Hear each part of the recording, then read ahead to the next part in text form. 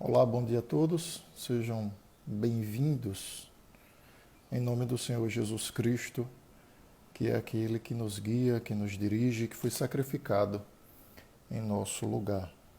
Quero estender os meus cumprimentos não apenas àqueles que tenham visto aqui pelo Instagram, mas também aos demais que têm nos acompanhado pelo YouTube. Sejam muito bem-vindos em nome do Senhor Jesus Cristo. Nós estamos estudando a oração sacerdotal e nós dividimos essa oração em 3 momentos. O primeiro deles analisamos na última quarta-feira à noite, que compreende dos versículos de 1 a 5. Essa parte introdutória da oração, o Senhor está orando ao Pai por si, no caso, Jesus Cristo. A segunda parte, que é o que vamos estudar hoje, compreende dos versículos de 6 a 19. Nesse segundo momento, Jesus está intercedendo pelos seus discípulos, especificamente pelos apóstolos, aqueles que estão juntamente com ele no cenáculo.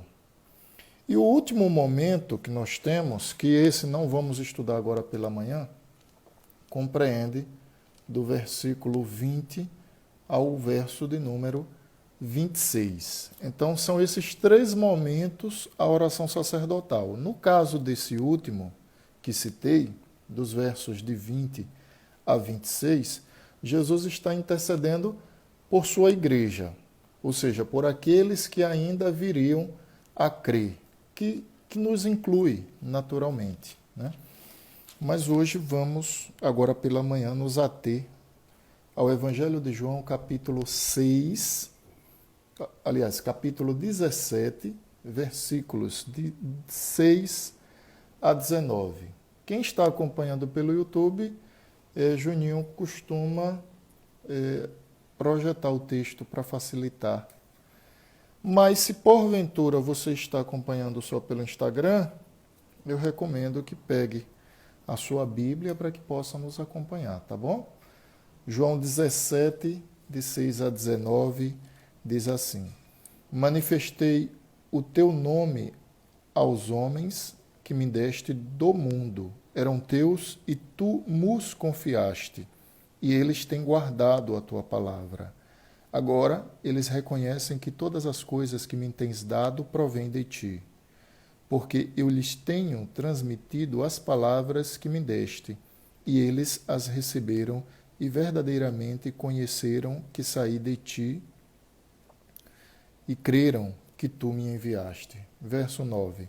É por eles que eu rogo, não rogo pelo mundo, mas por aqueles que me deste, porque são teus. Ora, todas as minhas coisas são tuas e as tuas coisas são minhas, e neles eu sou glorificado.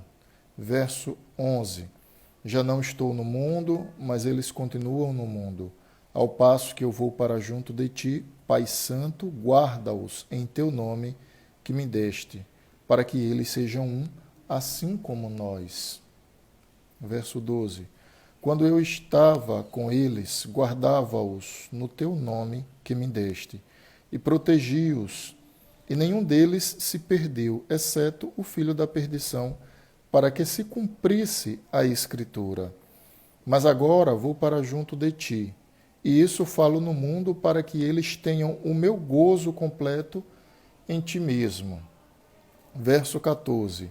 Eu lhes tenho dado a tua palavra e o mundo os odiou, porque eles não são do mundo, como também não sou. Não peço que os tire do mundo, e sim que os guarde do mal. Eles não são do mundo, como também eu não sou. Santifica-os na verdade, a tua palavra é a verdade. Assim como tu me enviaste ao mundo, também eu os enviei ao mundo. E a favor deles, eu me santifico a mim mesmo, para que eles também sejam santificados na verdade. Amém? Vamos orar? Falemos com Deus. Pai Santo, nós rendemos graças ao teu precioso nome nessa manhã, por essa oportunidade que nos tem dado de conhecer a tua palavra, de nos deleitarmos na tua presença santa e por ela sermos santificados. Ilumina-nos a mente e o coração, a fim de que possamos compreendê-la, para que o teu Espírito nos dirija e aplique também esses ensinamentos à nossa vida, para a tua glória e para a nossa edificação, em nome de Jesus. Amém. Como nós temos um estudo, que é a parte introdutória do capítulo 17 do Evangelho de João, esse estudo está no YouTube, é o conteúdo que foi da última quarta-feira. Eu não vou mais adentrar aquela parte introdutória. Então, para ganhar tempo, considerando que o texto é longo, eu já vou logo adentrando ao texto e apontando a sua relação com o todo, o contexto geral. Porque nós sabemos que no contexto geral, o Senhor está tratando de um momento de despedida. É indispensável trazer à memória isso. Então, os capítulos 14, 15, 16 são textos que Jesus vem trazendo um conteúdo, um discurso de despedida dos seus discípulos. Daí ele começar o capítulo 14 dizendo: não se turbe o vosso coração, credes em Deus, credes também em mim, na casa do meu Pai há muitas moradas, e assim por diante. O capítulo 17, Jesus encerra esse discurso de despedida com uma oração. E os seus discípulos estão em um cenáculo. Então, quando o Senhor olha para o céu e invoca a Deus em oração, passa a orar pelos seus discípulos, como tenho dito, nós encontramos no capítulo 17 de João esses três momentos. Versículos de 1 a 5, o Senhor introduz a oração orando por si. De 6 a 19, Jesus passa a tratar dos seus seguidores, especificamente aqueles que estavam com ele, eram 12. E depois, dos versículos de 20 a 26, o Senhor conclui orando de modo geral pelos discípulos ou pela igreja, como você prefira entender. Hoje, como eu disse, nós vamos nos ater à oração que foi feita pelos discípulos, pelos 12. Tá? E nesse texto, a gente percebe já uma divisão natural que compreende dos versículos de 6 a 8. Diz assim, olha: manifestei o teu nome aos homens que me deste do mundo. Eram teus, tu nos confiaste e eles têm guardado a tua palavra. A pergunta inicial aqui é a seguinte: finalmente, de quem são aqueles homens a quem o Senhor Jesus estava se referindo? A saber, os seus discípulos, ou, melhor dizendo, os apóstolos. Eram do Pai ou eram do Filho? A resposta: dos dois. Porque Jesus começa dizendo que manifestou o nome de Deus aqueles homens, que eles eram do Senhor, verso de número 6, porém o Senhor havia lhes dado. Aqui nós entramos no aspecto da eleição. A gente sabe que a eleição ela acontece na eternidade. Eu digo a eleição dos salvos, tá? Não é a eleição convencional que nós conhecemos, até porque, de repente, alguém está nos assistindo e pode ficar se perguntando: ora, mas que eleição é essa que tanto se refere? A eleição dos salvos. Então, Deus elegeu na eternidade aqueles que ele resgataria para si. Então, quando Jesus disse: manifestei o teu nome aos homens que me deste desse mundo, Jesus está se referindo a dois momentos. Eram teus e tu nos confiaste. Quais são os dois momentos? O primeiro momento, esses homens eram de Deus, porque eles foram eleitos na eternidade. Não é que eles deixaram de ser de Deus, mas agora, com a obra redentora de Cristo, eles então se configuram como sendo salvos. Pois uma coisa é você ser eleito E a salvação é o complemento, é a concretização dessa eleição eterna. A eleição acontece na eternidade, a salvação acontece no tempo. Então, o que é que há? Pessoas, por exemplo, que sequer nasceram, porém são eleitas. Elas serão salvas quando? No curso da sua vida. Então, ainda que tenham sido eleitas na eternidade, serão salvas durante o curso da sua vida. Daí Jesus dizia, olha, eles eram teus. Por quê? Porque o Senhor os elegeu na eternidade. Porém, o Senhor me deu. Jesus não está dizendo que é ou de um ou de outro, mas eles passaram a ser de Cristo em razão da salvação promovida pela obra redentora do Senhor. E aí, no verso de número 6, ele diz assim, que esses discípulos têm guardado a palavra. A palavra aqui é aquilo que o Senhor tem anunciado, tem dito. Afinal de contas, naquela época não se tinha os evangelhos escritos. Se tinha um Antigo Testamento. Então, qual a palavra que eles têm guardado? Aquela palavra que o Senhor tem anunciado. Verso 7. Agora eles reconhecem que todas as coisas que me tens dado provêm de ti. E o contexto aqui explica que todas as coisas são essas. Ora, se esses homens pertenciam a Deus, passaram a pertencer também a Cristo em razão da obra redentora, Jesus está se reportando a eles. Em outras palavras, os discípulos pertencem ao Senhor Jesus. Por quê? Porque todas as coisas o Pai tem dado ao Filho. Verso 8. Porque eu lhes tenho transmitido as palavras que me deste. Os discípulos têm crido dessa forma porque eles têm recebido a palavra, têm conhecido o Evangelho, e isso tem feito com que eles acreditem em tudo aquilo que o Senhor Jesus vinha dizendo ao longo do tempo. E eles a receberam a palavra. Verso 7. E verdadeiramente conheceram que saí de ti e creram que tu me enviaste. Esse é um primeiro momento dessa oração. Claro, eu dividi para ficar mais didático. Mas nesse primeiro momento, a gente percebe que o Senhor tem ligado o seu discurso muito ao aspecto da eleição. Em outras palavras, os discípulos, eles recebem a palavra de Jesus, eles creem nessa palavra, eles têm praticado essa palavra e eles têm reconhecido que, de fato, Jesus é o Cristo. Jesus veio da parte de Deus. E esses discípulos pertencem a Jesus porque o Pai lhes deu, pois tudo o Pai tem dado ao Filho. E os discípulos fazem parte dessa propriedade, chamemos assim. De quem é a posse dos discípulos? A posse dos discípulos é tanto do Pai quanto do Filho. E aqui a gente já tem uma aplicação muito interessante para a nossa realidade de vida cristã. A gente precisa compreender que crer em Jesus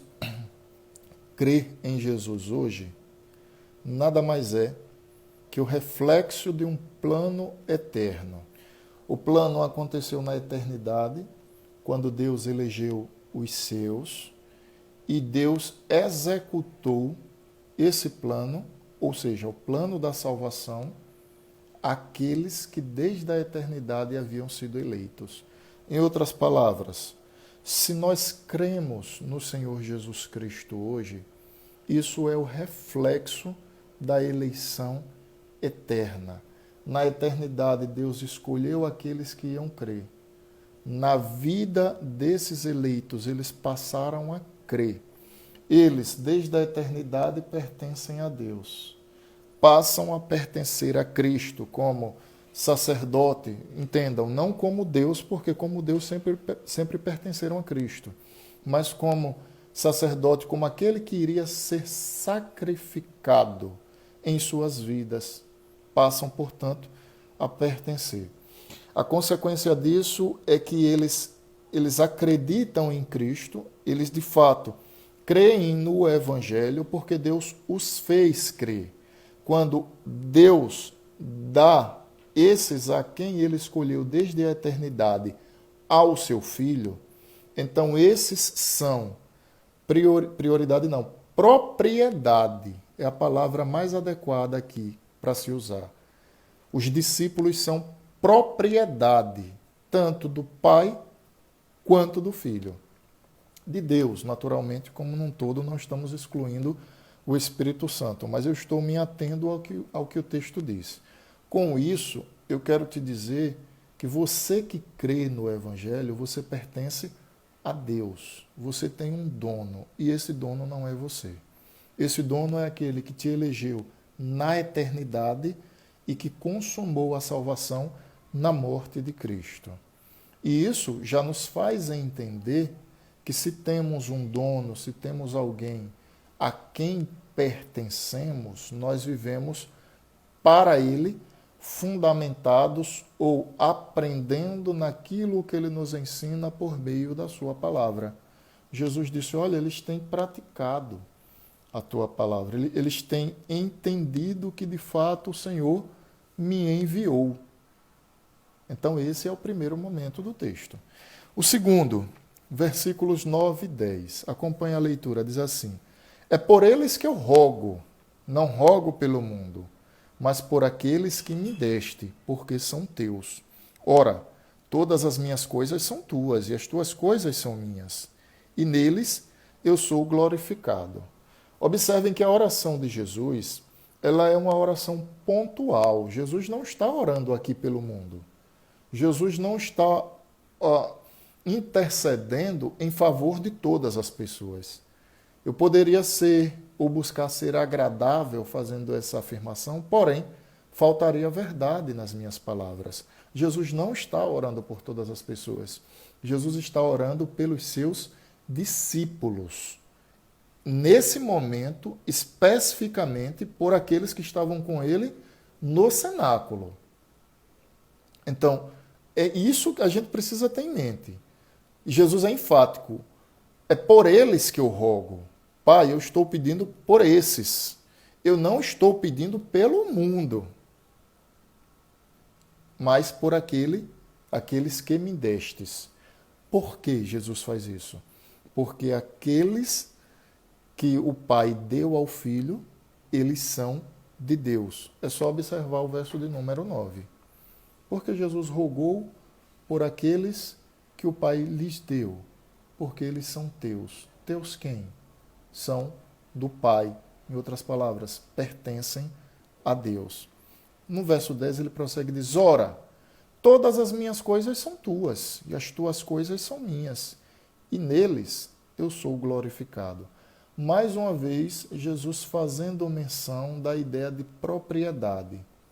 Se todas as coisas são de Deus, e o que é de Deus é de Cristo, o que é de Cristo é de Deus, e o contexto está tratando de uma oração sacerdotal, nesse momento, Jesus intercedendo por aqueles que com ele estavam no cenáculo, Jesus está dizendo, eles são teus e são meus. E eu não estou rogando pelo mundo, eu estou pedindo por estes, porque estes a Deus pertencem. Então ele prossegue com a ideia de propriedade, de dono. A ideia é essa mesmo, é que Deus é dono daqueles a quem ele elegeu, e essa propriedade se estende ao Filho.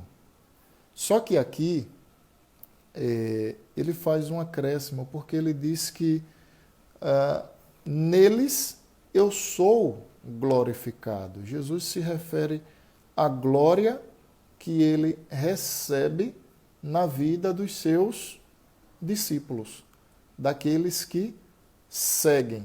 Porque, de fato, o estar com Jesus, o crer em Jesus, naquela ocasião da vida do Senhor Jesus, era uma situação que engrandecia. É claro, Jesus é digno disso e a gente não está discutindo.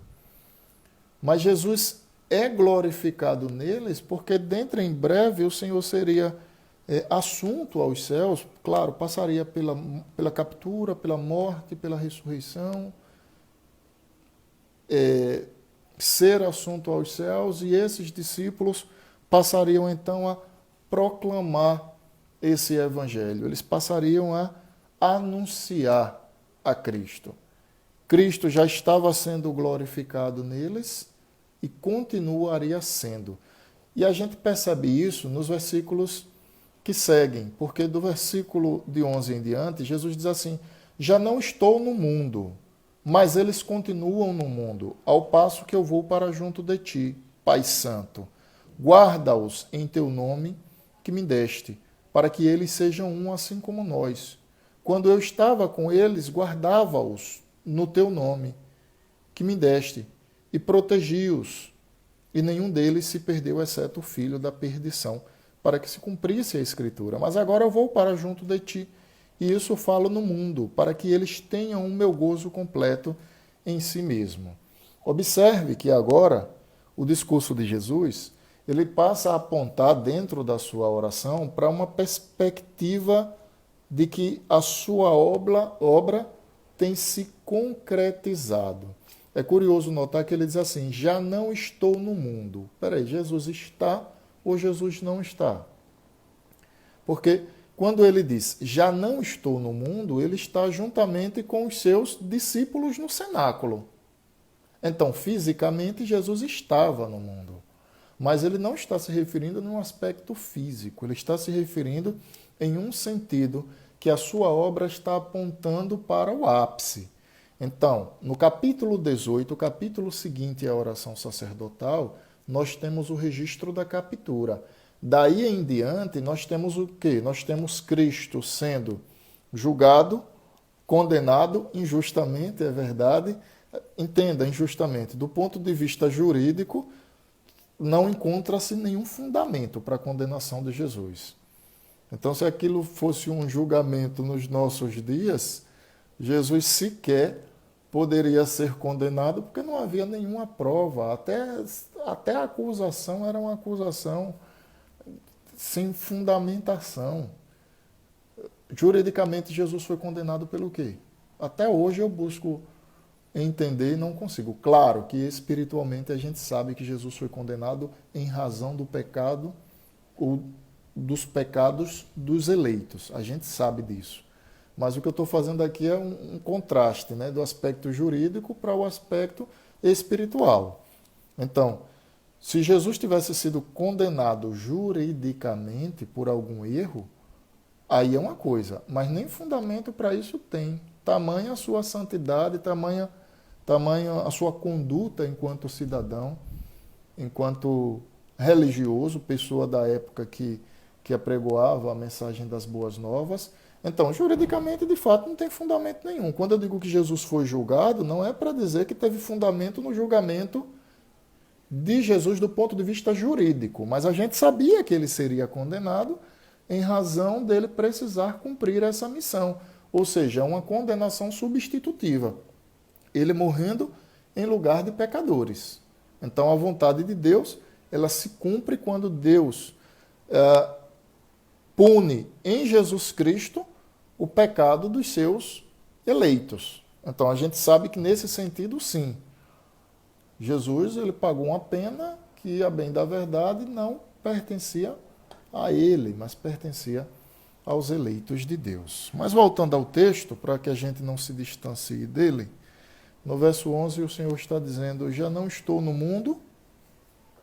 Ele tem em mente a sua obra que será concretizada, fisicamente ele estava, mas aquela ideia de que para Deus aquilo já era algo consumado, captura, morte, ressurreição, ascensão aos céus, seria algo na mente de Deus, no seu coração, já concretizado. Daí as suas palavras: eu já não estou no mundo. Eu já não estou no mundo. Mas eles continuam no mundo. Os meus discípulos, eles continuam nesse mundo, disse Jesus. Ao passo que eu vou para junto de ti. Pai Santo, guarda-os em teu nome, que me deste, para que eles sejam um, assim como nós. Jesus, então, ele aponta aqui para a unidade. Da mesma forma que a unidade nessa relação entre Pai, Filho e Espírito Santo, há uma união mística entre os filhos de Deus e Cristo. Mas aqui, especificamente, Jesus está apontando para a unidade entre eles, que já tiramos também uma lição extremamente significativa para a vida cristã. Certa vez, João disse assim: aquele que diz que ama a Deus e odeia o seu irmão, ele mente, pois como ele pode amar a Deus a quem não vê, se ele sequer consegue amar ao seu irmão a quem ele vê? Em outras palavras, a unidade é uma evidência de comunhão com Deus, de piedade ou de espiritualidade, como você prefira entender. A comunhão entre os discípulos era uma demonstração, era uma obra que evidenciava salvação. Com isso, é dizer que aqueles que não vivem em comunhão e estão inseridos dentro do corpo de Cristo, eles contraditam essa verdade. Quando Jesus diz para que eles sejam um, Jesus não está dizendo que deva haver só uma denominação, mas que nos aspectos básicos da fé, no sentido de que aquilo que é comum a todos deve nos unir completamente. A gente para e pensa um pouco. A igreja evangélica ou a igreja protestante, ela admite que fé só em Jesus Cristo. A igreja evangélica e a protestante, ela admite que Jesus Cristo morreu, ressurgiu, foi assunto aos céus e retornará para resgatar a sua igreja. Esses pontos são pontos pacíficos. Por que eu estou citando esses exemplos? Para trazer para dentro do contexto de igreja e dizer o seguinte: dentro da igreja a gente há uma diversidade de pessoas.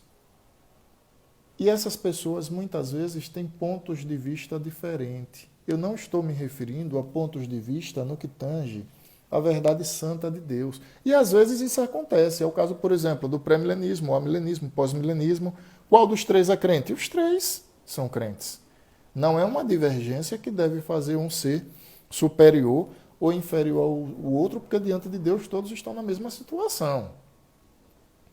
Mas, ainda que hajam diferenças, isso não deve servir como argumento para que haja uma ruptura dentro do corpo de Cristo, dentro da igreja, pessoas que se dizem cristãs, porém que muitas vezes não se falam, não se cumprimentam, não se amam, não se respeitam. E aí Jesus diz para que eles sejam um. Como eu e o Senhor somos um, para que os discípulos também sejam uma unidade. Tá? Verso de número 12. Aliás, deixa eu só concluir aqui. Ele finaliza o verso 11 dizendo assim: assim como nós. Ele usa a Trindade como referência. Verso 12. Quando eu estava com eles, guardava-os no teu nome, que me deste, e protegi-os, e nenhum deles se perdeu, exceto o filho da perdição, para que se cumprisse a Escritura. No verso de número 12, Jesus agora faz ao Pai o pedido para que guarde os seus discípulos. E diz: olha, Senhor, enquanto eu estava, Pai, enquanto eu estava com eles, Jesus está com eles.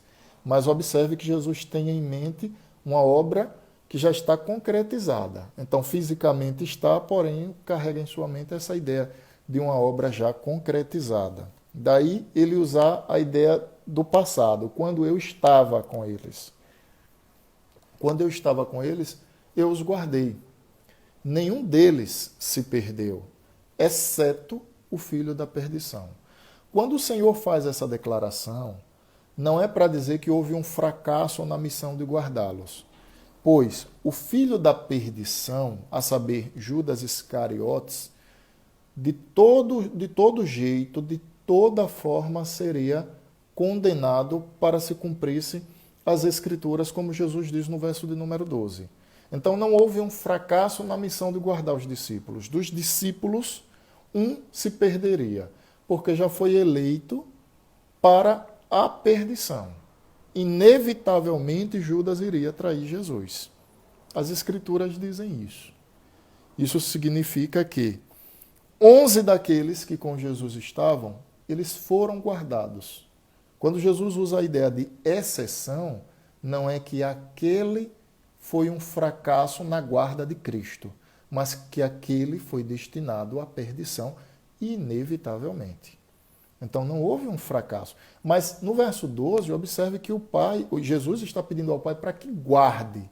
E aí ele prossegue e diz: mas agora eu vou para junto de ti. E isso eu falo no mundo. E por que eu estou dizendo aqui? Eu estou dizendo aqui para que eles tenham o meu gozo completo em si mesmo. Em outras palavras, os discípulos perceberiam, após morte e ascensão de Cristo, o cumprimento de tudo aquilo que o Senhor havia anunciado. Mas o Senhor já estava fazendo um pré-anúncio de absolutamente tudo o que iria ocorrer. Sendo assim, é natural que os discípulos olhem para trás e digam: bom, aquilo o Senhor já havia pedido ao Pai em oração. Eu vou para junto de ti. Mas isso eu falo aqui no mundo. Para quê?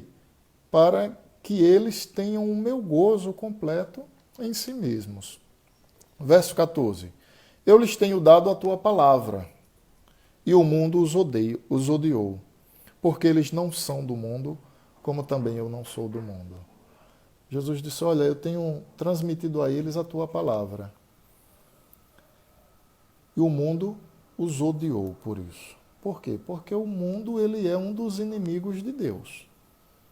Deus tem o mundo, e o mundo aqui é aquela cultura, aquela filosofia de vida que reprova, que os olhos do Senhor reprovam. Nós sabemos que temos 3 inimigos: o mundo, o diabo e a carne. O mais grave, o pior deles é a carne, depois o mundo, e o menos pior, por incrível que pareça, é o diabo. A carne são os desejos de praticar o mal, de agir contra a vontade de Deus. O mundo não é a criação, aquilo que o Senhor formou, nesse contexto, tá? Mas é a ideia ou a filosofia de vida que os olhos do Senhor reprovam. E o diabo, que é o inimigo de nossas almas. As Escrituras elas dizem isso de modo categórico. A razão do mundo odiar os discípulos de Cristo era o fato deles não pertencerem a Ele. Era o fato deles haverem recebido a palavra de Deus. Porque a palavra de Deus ela contraditava completamente a cultura, a filosofia de vida das pessoas, como até hoje faz. Até hoje faz. Às vezes, um discípulo, um cristão, ele sofre perseguição, não é porque ele é uma pessoa indelicada, não é porque faltou gentileza, respeito. Ele sofre perseguição em razão da sua fé.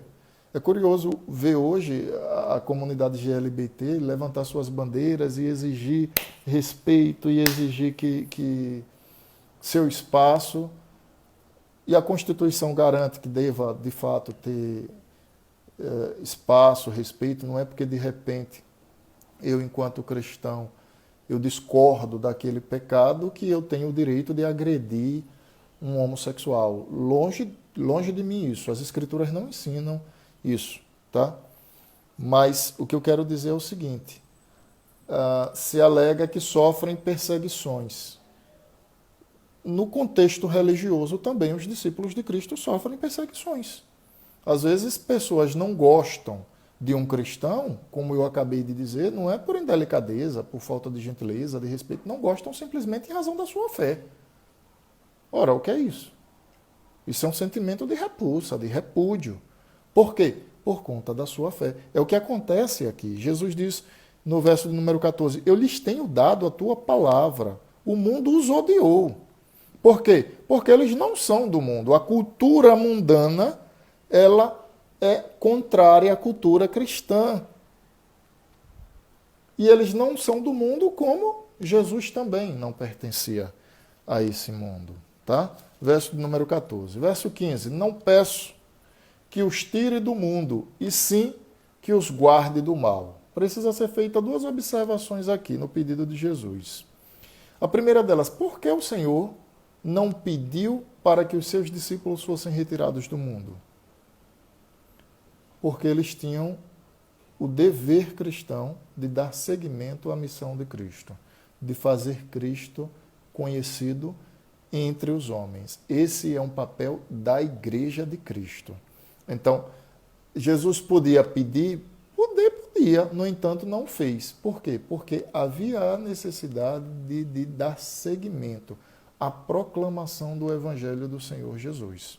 Até que se finde os dias determinados por Deus e, finalmente, Cristo retorne para resgatar a sua igreja. Daí ele não pedir para que retire os discípulos do mundo, mas que os guarde do mal. Essa palavra mal aqui, irmãos, a sua raiz, ela dá fundamento para maligno também. Quem traduziu a Bíblia citou mal, porém, se tivesse citado os guarde do maligno, a saber, Satanás, não estaria em nada errado. E nos faz entender que, muito provavelmente, Jesus está pedindo para que guarde do maligno. Aí a pergunta é, por quê? Porque quando nós avaliamos o contexto do Evangelho de João, percebemos que, por muitas vezes, Jesus cita Satanás. Por exemplo, Jesus cita Satanás como aquele que entraria em Judas. Jesus cita Satanás como ladrão. O ladrão veio senão para roubar, matar e destruir. O diabo veio senão para matar, roubar e destruir. Naquele contexto em que Jesus é o bom pastor, que apacenta as suas ovelhas, que o bom pastor dá a vida pelas ovelhas, que o bom pastor ele adentra pela porta lá no aprisco. E ali a gente percebe que há uma ideia de que Jesus cuida das ovelhas, Jesus protege as ovelhas contra aqueles que são, ou aquele que é o lobo, aquele que fará mal, causará o dano à vida das suas ovelhas. Então, nos capítulos anteriores, é muito comum a gente perceber Jesus fazendo menção do maligno. Daí, então, a afirmação que no capítulo 15, considerando que no original do texto, a raiz da palavra dá base tanto para mal quanto para o maligno, é bem provável que Jesus estivesse dizendo assim, Pai, guarde-os do maligno. Guarde-os das garras de Satanás. Tá? Versículo 16. Eles não são do mundo, como também eu não sou. Repetindo o que ele disse anteriormente. Deixe-me só conferir no versículo de número 14. Ele disse isso. Verso 17. Santifica-os na verdade, a tua palavra é a verdade. Então, como Deus em sua essência é santo, uma consequência natural à vida daqueles que Deus havia dado ao Filho, a saber, os discípulos, era a santificação. Aquela santificação onde o Senhor retira do mundo de escuridão os perdidos, porém eleitos. Aliás, perdidos não. Os que não estavam salvos ainda, eleitos. Tira os pecadores, é a palavra mais adequada, tira o pecador do lugar de escravidão, do mundo de escravidão, e então traz para o reino do Filho amado de Deus. Então, essa ação, ela leva o nome de santificação definitiva. É quando há uma ruptura entre aqueles a quem Deus retirou do mundo, os laços são rompidos, os grilhões do pecado são rompidos, e esses são transladados para o reino do Filho amado de Deus. É exatamente o que aconteceu com os discípulos. Eles, antes de Cristo, pertenciam a esse mundo, não conheciam o Evangelho, porém, Deus os retirou de lá e os trouxe para cá. Aí no pedido do Senhor vem e diz, Pai, santifica-os na verdade, e Jesus aponta que verdade é essa. A tua palavra é a verdade. Aquilo que eu tenho ensinado a eles é a verdade. Assim como tu me enviaste ao mundo, também eu os enviei ao mundo. Verso 18. Olha a resposta pela qual Jesus não pediu que eles fossem retirados. Da mesma forma que o Pai designou o Filho para que viesse cumprir a missão da redenção, o Filho agora designou os discípulos para que cumprissem a missão da publicação dessa redenção. Então, se os discípulos são retirados do mundo, isso implica em dizer que os anjos não viriam pregar o Evangelho, muito embora eles gostariam de fazer isso, pois é um privilégio. Mas isso foi algo que Deus determinou que a igreja fizesse. É papel da igreja. Pastor, por que a igreja está no mundo? Para proclamar as boas novas do Evangelho. É claro, não se resume a isso, né? Eu sempre digo que a missão da igreja, ela se resume a um acróstico. Eu acho que é acróstico, quando se fala cada nome em uma letra, né? A, E, I, O, U. A de adoração, E, evangelização, instrução, obras, unidade.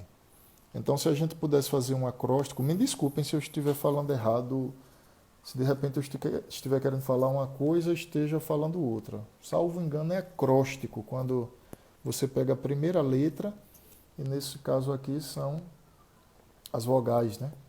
Então, adoração, evangelização, instrução, obras e unidade. Tá bom? Observe que dentro desse bojo está a evangelização, papel da Igreja de Cristo. Isso lhe faz estar no mundo. Tá? Verso 19, para encerrar, o Senhor diz assim, e a favor deles eu me santifico a mim mesmo, para que eles também sejam santificados na verdade. Aqui também cabe um esclarecimento. Que santificação é essa a qual Jesus está se referindo? Porque para os discípulos, santificação ela era o aspecto de Deus retirado do mundo e trazer para o reino do Filho amado, e o processo que eles passariam de abandono da velha vida, do pecado, daquilo que desagrada a Deus, e proximidade do caráter santo do Senhor. Se nós dissermos que isso está se aplicando a Jesus, há um erro teológico. Então, a santificação que Jesus está se referindo não é a mesma santificação dos discípulos. A santificação de Jesus aqui é esse ato de entrega voluntário. Jesus não precisava se santificar no sentido de santificação progressiva. Ele já era santo, ele não é 100% Deus. Então não havia necessidade, considerando que ele já é 100% Deus, de ser santificado como os discípulos seriam santificados. Já tinham sido e continuavam sendo. No caso de Jesus, não. Quando ele diz que em favor deles eu me santifico, ele está se referindo a esse ato de entrega, esse ato onde ele, enquanto sacerdote, ele sacrifica e ele é o próprio sacrifício. Então, santificar nessa perspectiva, tá bom? Queridos, vamos aplicar o texto. O tempo passou rápido porque o texto é longo, né? Espero que eu não tenha sido maçante. Espero que eu não tenha sido. Mas a gente percebe no geral desse texto, a gente percebe 4 ações aqui. A primeira delas diz respeito à eleição dos salvos, isso é nítido no texto, a eleição dos salvos, o que nos faz entender que os salvos crerão no Evangelho, todo salvo crerá na mensagem de Cristo, da mesma forma que os discípulos creram na mensagem do Senhor. Tá? Os discípulos pertenciam a Deus em razão da eleição eterna e também a Cristo em razão de haver ele comprado as suas vidas, pago o preço pelos seus pecados. Então, a eleição acontece na eternidade e a salvação ela acontece no curso da nossa vida, portanto, acontece no tempo. Se de fato Deus transformou você, essa transformação ela nasceu na eternidade. Com isso eu quero te dizer que Deus te amou desde a eternidade, e desde a eternidade foi gracioso comigo e contigo. É um privilégio ser cristão. Não havia a formação dos nossos ossos, nós não tínhamos vida, no entanto, na mente e no coração de Deus já estávamos eleitos à salvação, já estávamos predestinados para sermos resgatados pelo amor de Cristo. Pastor, e considerando que eu sou eleito, eu posso me perder? Não. Jesus diz, aquele que o Pai me destes, de maneira nenhuma serão lançados fora. Se referindo aos seus discípulos, Jesus disse, olha, aqueles que o Senhor me deu, nenhum deles se perdeu, exceto o filho da perdição. E como eu já expliquei essa situação de filho da perdição, não vou voltar a isso para ganhar tempo. Mas os eleitos, eles herdam de Deus ou recebem de Cristo a salvação e não perdem essa salvação. Só que a gente precisa ter cuidado aqui para que a gente não confunda viver uma vida deliberada, irresponsável, inadequada ao Evangelho, acreditando que o eleito não vai perder a salvação. O eleito, de fato, não vai perder a salvação. O problema é que quem vive dessa forma está dando indícios de que nunca foi eleito. Então, aquele que pensa que pode ter uma vida na igreja, porém viver de modo deliberado, ou seja, as suas obras denunciando que a sua fé não condiz com o Evangelho, esse pode estar pensando que é eleito. Só que o fato de alguém imaginar que foi eleito não torna essa pessoa eleita. Claro, os eleitos devem ter certeza da salvação. Mas o que eu estou querendo apontar é o seguinte, é possível que alguém esteja vivendo o contexto da igreja, acreditando ser salvo, crendo de todo o coração, porém vivendo uma vida completamente destituída do Evangelho, sem nenhuma demonstração de fruto espiritual, e pensando assim, bom, uma vez salvo, salvo para sempre. Tudo bem, mas o problema é que talvez esse comportamento já esteja denunciando que nunca foi salvo. Então a gente precisa ter cuidado com isso, irmãos. É aquela velha ideia que Tiago nos traz, né? As nossas obras elas vão denunciar a nossa fé. Então, eleito perde a salvação? Não, não perde. Porém, eleito vive como eleito. Para as boas obras, Deus também o elegeu. Então, as boas obras elas passaram a ser produto dessa salvação. Então, todo aquele que é nascido de novo, ele pratica o fruto do Espírito. E ele não vive praticando as obras da carne. Portanto, o pecado na vida cristã deve ser um acidente e não uma prática, algo cotidiano. Tá bom? Eu peco e eu não me incomodo, mas eu sou eleito. Meu irmão, você está dizendo que... Aliás, não vou nem chamar de irmão, porque já está dizendo que não é eleito.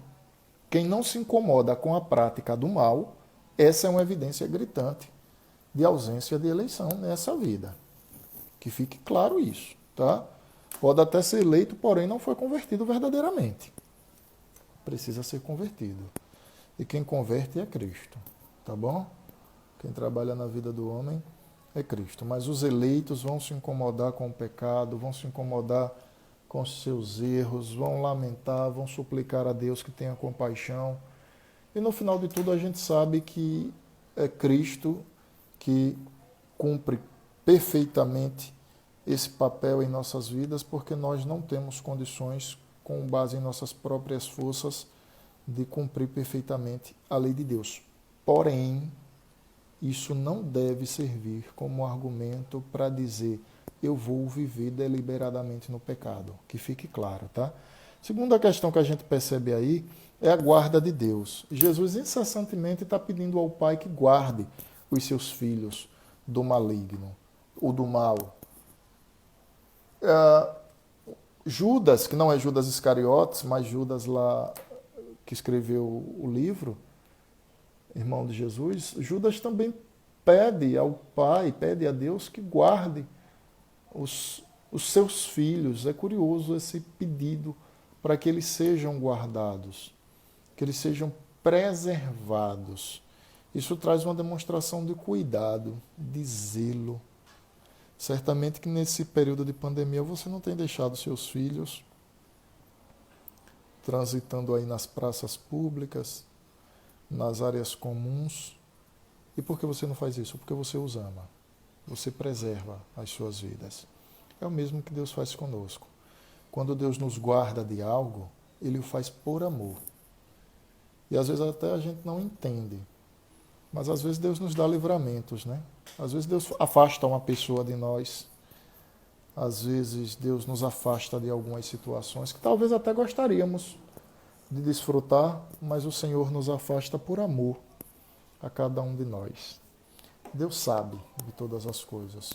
Deus sabe o que faz e o homem não sabe o que diz, tá?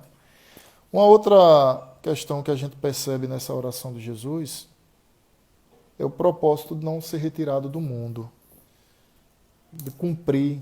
Jesus deu uma missão, Jesus responsabilizou os seus discípulos para que se cumprisse uma missão. E a vontade dele é que essa seja cumprida até o fim. Seria muito cômodo a pessoa ser salva e sair desse mundo para a glória eterna. Quando eu digo ser muito cômodo, eu não estou dizendo que com o nosso trabalho nós vamos pagar a salvação, não. Ela já foi paga em Cristo.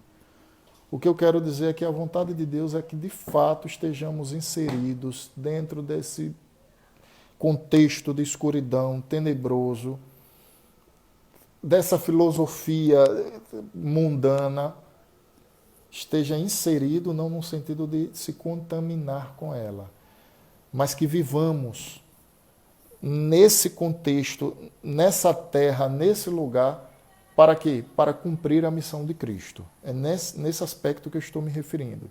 Não é viver a filosofia de vida mundana, não é se contaminar com o mundo, mas é estar nessa terra, nesse lugar, para anunciar a mensagem das boas novas. Da mesma forma que adoramos a Deus, chegar para os pecadores perdidos e dizer: creiam em Cristo e adorem a Deus. Da mesma forma que somos instruídos pelo Evangelho, chamar o pecador perdido e dizer: vem cá para ser instruído pelo Evangelho. Da mesma forma que devemos praticar boas obras como evidência de fé, chamar agora o pecador arrependido e transformado pelo Evangelho e dizer: olha, a sua fé precisa denunciar que de fato você foi transformado pelo Evangelho. E da mesma forma que o Pai e o Filho são um, e a igreja deve viver em unidade, é chamar aqueles que foram resgatados e dizer: olha, a demonstração de que amamos a Deus é nos amando uns aos outros. Jesus nos ensina isso é inegável. Propósito de vida. Cristão que vive sem propósito talvez não seja um verdadeiro cristão. E santificados na verdade, é uma outra ênfase que o Senhor dá nessa oração que ele faz pelos seus. Jesus sempre demonstrando o cuidado com a santificação, com a necessidade dos seus se assemelharem a Deus. Eu costumo dizer que a vida cristã ela deve ser como a subida de uma escada. Esses dias, como eu não estou podendo sair para correr, aliás, já tem mais de um mês que eu não corro, o que é que eu faço? Todo dia eu invento alguma coisa para que eu possa descer 15 andares, 15 não, 9 com 3, né? São 12 andares. Hoje de manhã já peguei aqui, recolhi o lixo e fui levar, porque eu queria subir a escada. Meus exercícios agora é subir e descer a escada, não tenho usado o elevador. Mas para eu chegar no meu andar, que é o 9º, contando mais com primeiro e segundo piso de garagem play, eu tenho que subir escadas equivalentes a 13 andares. 13 andares. E é um exercício que produz um esforço físico grande. Produz um grande esforço físico. Eu costumo dizer que a vida cristã ela é como subir escadas. Eu não posso chegar na metade e parar, porque eu vou estar estagnando. Parei. Eu não vou chegar à minha moradia. Eu não posso voltar, porque eu vou descer. Então a vida cristã, no que tange à salvação, ela é progressiva. Deus permite que participemos dela, onde dia a dia devemos de fato estar mais semelhantes a Cristo e mais distantes daquilo que nós éramos, do velho homem. Vida cristã é isso. É um exercício espiritual de proximidade de Deus. E essa ilustração que eu estou usando, essa ideia de você subir escadas, claro, coincidentemente a gente tem a ideia que Deus está em cima. Mas é uma ilustração, tá? Que visa demonstrar isso, que deve haver um progresso, um crescimento, uma aproximação de um Deus que é santo, porque somos filhos dele, pertencemos a ele desde toda a eternidade e Cristo concretiza isso na sua obra redentora. Jesus demonstra sempre esse pedido: Pai, santifica-os na verdade, assim como eu sou santo. E a gente muitas vezes leva a vida sem essa preocupação. Chega na igreja, vive a vida toda sendo o mesmo ser humano, não melhora em nada. Paulo diz, olha, aquele que mentia não minta mais, aquele que roubava agora trabalhe para possuir, aquele que está em Cristo nova criatura é, esse que as coisas velhas já passaram, tudo se fez novo. Perceba, há progresso, há evolução. Se você a vida toda for impaciente, você passa a ser paciente, porque paciência é um fruto do amor, é um fruto do Espírito. Se você mentia, você passa a falar a verdade. Se roubava, passa a trabalhar de modo honesto. Se era arrogante, passa a ser humilde. Isso é progresso, isso são frutos espirituais que demonstram uma progressão nesse caráter cristão. Em outras palavras, santidade. Cada vez que nós nos parecemos mais com Jesus, nós estamos sendo santificados, irmãos. E essa é uma verdade que a gente não pode perder de mente. Nós temos alguns propósitos, vários até, como cristão. Mas nessa manhã eu queria destacar esse aspecto missiológico. A igreja está no mundo para que ela proclame as boas novas da justiça. Claro, além de adorar a Deus, além de ser instruída pela palavra, santificada por ela, praticar boas obras, viver em unidade, mas também para ser um povo santo, tá?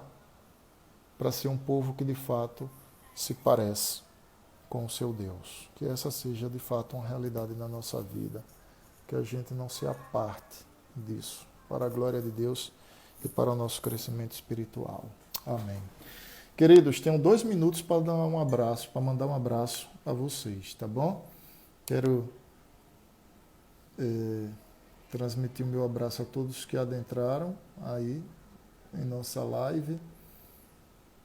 Um abraço a Karina, a Laine, Rafael, Isaac também. Isaac, meu abraço, meu santo. Deus te abençoe. Sempre muito útil na causa do Senhor. Nilda, Amós, um abraço. Presbítero Davi e Delazil, Priscila, meu abraço. Sandrinho, peraí que passou alguém ali, eu não vi. Deixa eu baixar. Quem foi? Alaine. Volta aí, porque... E Rafael, acho que é o de Carol. Márcia, um abraço. Pronto, acho que já transmiti a todos, né? Estou esquecendo alguém. Se estiver esquecendo, registra aí o amém. Eli também, que Deus te abençoe. O Rony. Abraçar também aqueles que participaram pelo YouTube, presbítero João. Magali, a irmã Selma também. Tá bom? Já citei. Delazil, Rose. Patrícia tá aí. Patrícia. E os meninos. Os meninos de Patrícia, Joabe. Abraço a todos. Os nomes que eu citei é porque de fato eu não percebi, tá? Esté deve estar acompanhando com a Amós. Deixa eu fazer uma correção. Esté disse, pastor, quando eu não apareço aqui é porque eu estou assistindo com meu pai. Então deixa eu fazer uma correção. Esté deve estar corrigindo, deve estar assistindo com a Amós. Zaú, meu abraço. 7 segundos, um abraço a todos e Deus te abençoe. Amém.